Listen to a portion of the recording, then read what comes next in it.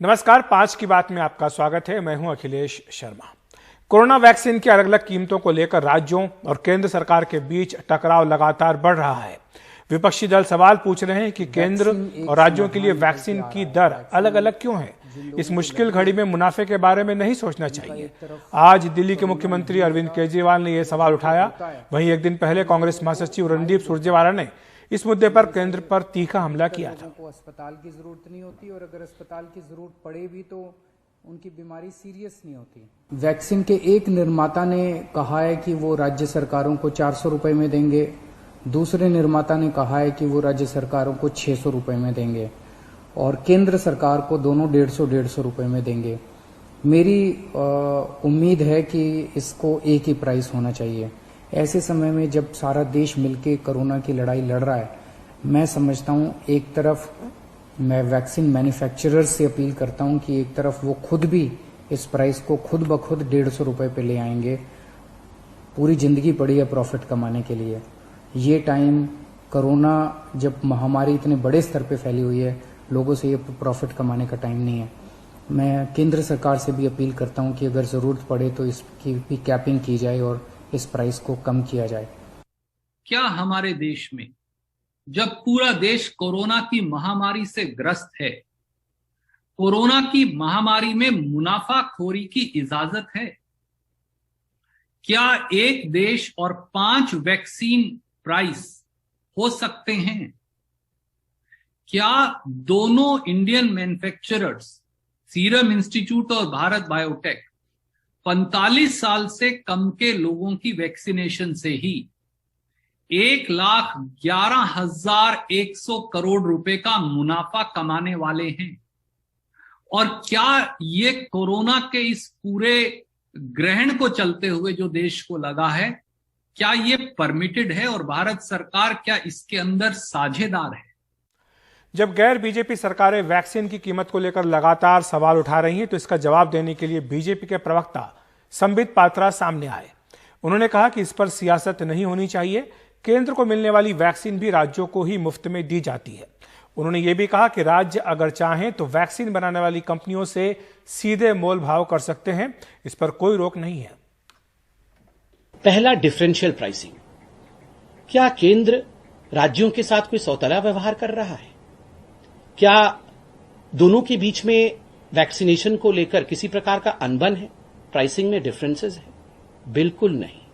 एक बात याद रखिए, 50% कोटा जो राज्य सरकार का है और 50% कोटा जो केंद्र सरकार का है। ये जो 50% केंद्र सरकार के पास है, the 50% that the central government has, ये जाता किसके पास है? ये राज्य सरकार के पास ही जाता है। केंद्र सरकार अपने पास कुछ नहीं रखता। जो मेरा है वो तेरा है। अर्थात 50% जो केंद्र का है, केंद्र के कोटे से जो वैक्सीनेशन आता है, जो वायल्स आते हैं, वो किसके पास जाता है? वो राज्यों के पास ही जाता है। राज्यों को मुफ्त दिया जाता है। एक कहीं ना कहीं राजनीति के अंतर्गत ये जो हम भिड़ंत करवाने की कोशिश कर रहे हैं, हाथ जोड़ के निवेदन है पार्टी की ओर से भी और सबसे बड़ी बात है मनुष्यत्व की ओर से, ये भिड़ंत कभी नहीं करवाइए। सभी पॉलिटिकल पार्टी से ये निवेदन है, ये भिड़ंत कभी मत करवाइए। सीरम इंस्टीट्यूट ऑफ इंडिया ने और जो ये वैक्सीन बनाने वाले ग्रुप्स हैं, उन्होंने अलग अलग प्राइसेस रखे हैं। ये कल से डिबेट भी हो रहा है। कुछ लोगों ने इस विषय पे प्रश्न भी पूछा कि केंद्र सरकार को इतने में दे दिया, राज्य सरकार को इतने में दिया।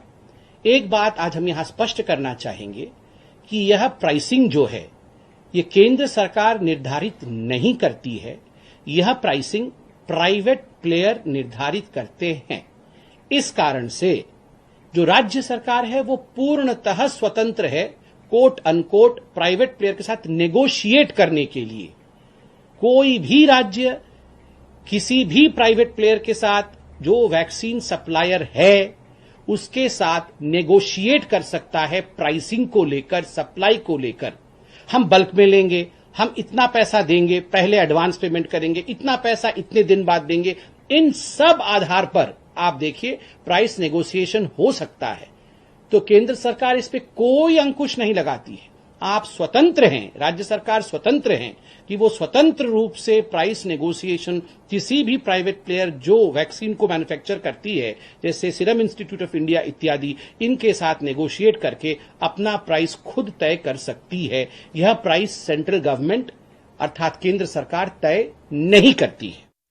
बात करते हैं आगरा की, जहां एतमादपुर में प्रशासन का अमानवीय चेहरा सामने आया है। यहां मरीजों के परिजन ऑक्सीजन के लिए मिन्नतें करते दिख रहे हैं। वहीं एक महिला अधिकारी ऑक्सीजन सिलेंडर पर पैर रखकर मरीजों के परिजनों को धमका रही है। लगातार वहां पर ऑक्सीजन की कमी सामने आ रही है।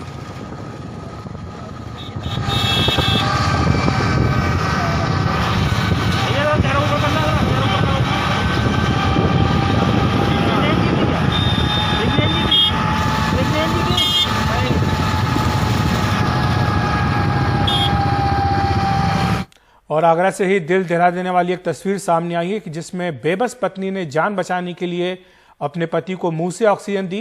कई अस्पतालों के चक्कर लगाए लेकिन कहीं जगह नहीं मिली। अंत में एसएन मेडिकल कॉलेज के डॉक्टरों ने पति को मृत घोषित कर दिया।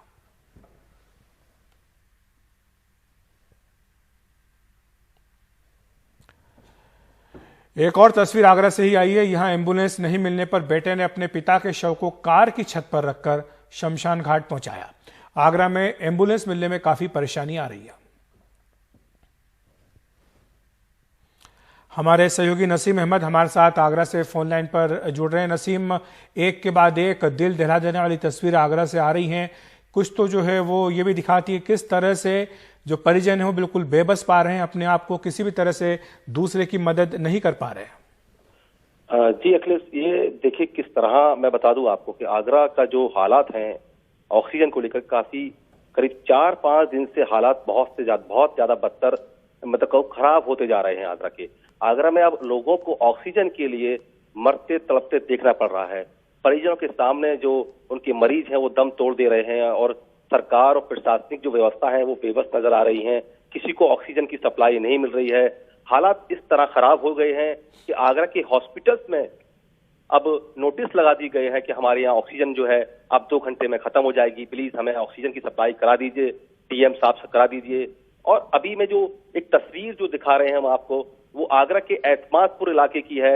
यहाँ पर Banke Bihari oxygen filling station है, जिसका प्लांट है जो ऑक्सीजन की सप्लाई कर रहा है आगरा के अंदर।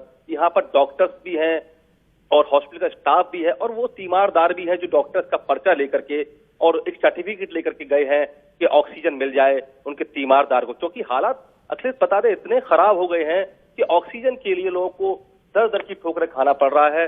लोग इतने परेशान है कि उनको ऑक्सीजन भी नहीं मिल पा रही है। तो लोग वहां रो रहे हैं, गिड़गिड़ा रहे हैं अधिकारियों के सामने कि हमें एक ऑक्सीजन का सिलेंडर दे दिया जाए जिससे हमारे परिजन की सांसें जो चल रही हैं वो सांसें थम न जाए, चलती रहें। आगरा के अंदर इस तरह मैं बता दूं आपको कि जिस तरह से कुछ दिन में करीब 4-5 दिन में जो मरने वालों की संख्या है, जिस तरह से प्रतिशत बढ़ रहा है, कब्रिस्तान हो चाहे वो शमशान घाट हो, वहां लाइन लगी पड़ी है, वेटिंग है लोगों के सबको जलाने के लिए। लोग इंतजार कर रहे हैं, परिवार के लोग इंतजार कर रहे हैं कि किस तरह के हालात। जी शुक्रिया आपका नसीम इस तमाम जानकारी के लिए।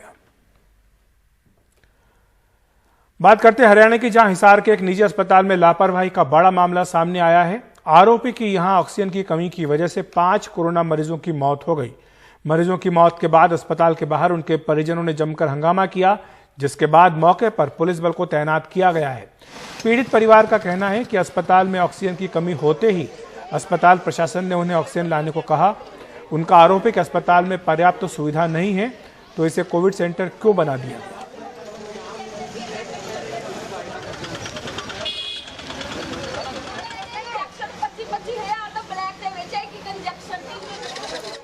उधर कोरोना संकट के बीच हो रहे चुनावों को लेकर मद्रास हाईकोर्ट ने चुनाव आयोग को आड़े हाथों लिया है। हाईकोर्ट ने कहा कि कोरोना की दूसरी लहर के लिए अकेले चुनाव आयोग जिम्मेदार है, इसके लिए हत्या का मुकदमा चलाना चाहिए।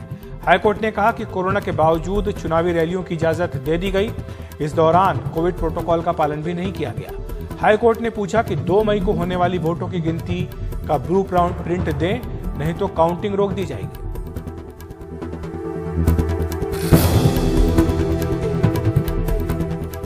उधर कर्नाटक में कोरोना के तेजी से बढ़ रहे मामलों के बीच 14 दिनों का कर्फ्यू लगा दिया गया है। यह कर्फ्यू 10 मई तक जारी रहेगा। इस दौरान सुबह सिर्फ 4 घंटे यानी 6 से 10 बजे तक ही जरूरी सेवाओं को छूट दी जाएगी।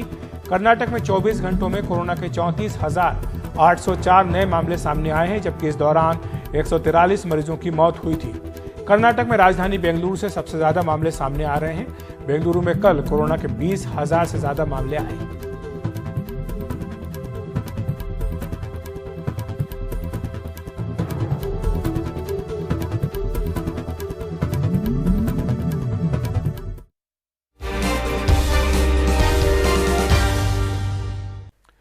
आगरा के एतमादपुर में प्रशासन का अमानवीय चेहरा सामने आया है। यहां मरीजों के परिजन ऑक्सीजन के लिए मिन्नतें करते दिख रहे हैं।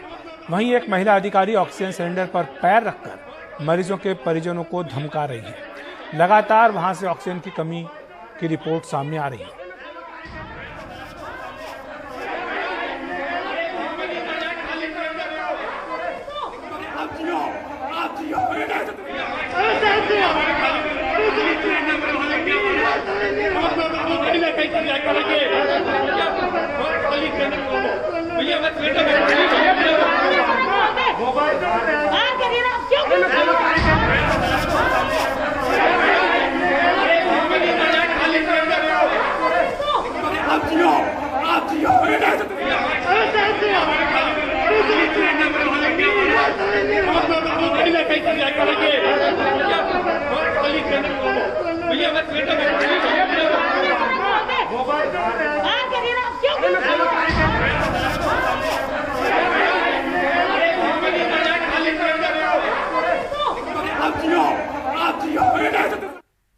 कोरोना संकट के दौरान कई संगठन और व्यक्ति अपनी हैसियत के हिसाब से जरूरतमंदों की सहायता के लिए आगे आ रहे हैं। ऑस्ट्रेलियाई क्रिकेटर पैट कमिंस ने भारत के लोगों के साथ अपनी सहानुभूति जताते हुए $50,000 देने का वादा किया है। साथ ही बाकी लोगों से भी अपील की है कि भारत को इस मुश्किल घड़ी में सहायता के लिए सबको आगे आना चाहिए। भागलपुर में स्वयंसेवी संस्था रोटरी क्लब भी एक फार्मास्यूटिकल कंपनी के साथ मिलकर जरूरतमंदों को कोविड के दौरान दी जाने वाली दवाइयों को आधी कीमत पर दे रही है।